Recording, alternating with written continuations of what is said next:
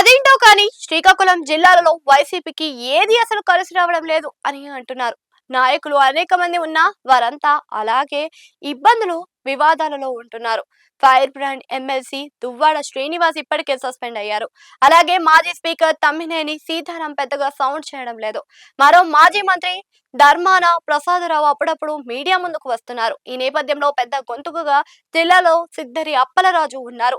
ఆయనే ఎక్కువగా కూటమి ప్రభుత్వం మీద విమర్శలు చేస్తూ వస్తున్నారు. ఇప్పుడు ఆయనే చిక్కుల్లో పడ్డారు.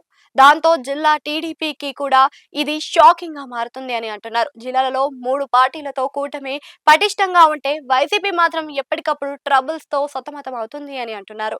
ఇదిలా ఉంటే వైసీపీకి చెందిన మాజీ మంత్రి సిద్ధరి అప్పలరాజు ఇప్పుడు బిగ్ ట్రబుల్స్ లో పడ్డారు. అధికారంలో ఉన్నప్పుడు విపక్షంలోనూ దూకుడుగా వ్యవహరించే ఆయన ఇప్పుడు చిక్కుల్లో పడిపోయారు. దాంతో ఆయన చుట్టూ ఉచ్చు గట్టిగానే బిగుసుకుంటుంది అని అంటున్నారు. శ్రీకాకుళం జిల్లాకు చెందిన మాజీ మంత్రి సిద్ధరి అప్పలరాజుకి సన్ స్ట్రోక్ తగిలింది అని అంటున్నారు. తన కుమారుడు అతివేగంగా నిర్లక్ష్యంగా బైక్ నడిపి ఏకంగా ఒకరి దుర్మరణానికి కారకుడు అయ్యారు అని అంటున్నారు. అయితే ఇక్కడ కుమారుడు చేసిన తప్పుని గుర్తించిన వెంటనే పోలీసులకు అప్పగించి ఉంటే మాజీ మంత్రి పరువు, గౌరవం అన్ని నిలిచేవని, ఇబ్బందులు పడేవారు కాదని అంటున్నారు. కానీ తన కుమారుడు అన్న ప్రేమతో ఆయన సాక్ష్యాలను తారుమారుకు ప్రయత్నం చేశారు అని విమర్శలు వెలువెత్తుతున్నాయి. దాంతో ఇప్పుడు కొడుకుతో పాటు తండ్రికి కూడా ఈ బైక్ యాక్సిడెంట్ ఉచ్చుగా మారనుంది అని అంటున్నారు.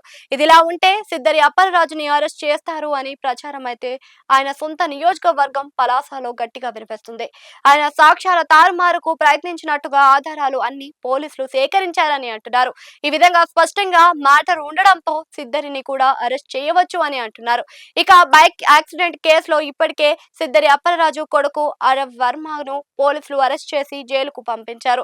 ఇక ఇప్పుడు మాజీ మంత్రి అప్పలరాజు మీద బిఎన్ఎస్ లోని 61/2, 238, 240, 242, 249, 49 సెక్షన్ల కింద కేసులు నమోదు చేశారు అని అంటున్నారు.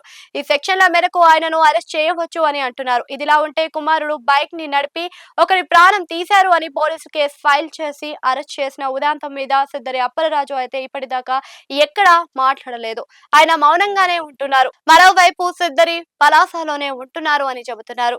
పోలీసులు కూడా ఆయన కదలికల మీద నిఘా పెట్టారు అని అంటున్నారు. ఈ కేసులో సిద్ధరి అరెస్ట్ అని శుక్రవారం రోజంతా పలాసలో పెద్ద ఎత్తున ప్రచారం సాగింది. దాంతో సిద్ధరి న్యాయవాదులతో ఇదే విషయం మీద సంప్రదింపులను చేస్తున్నారు అని అంటున్నారు.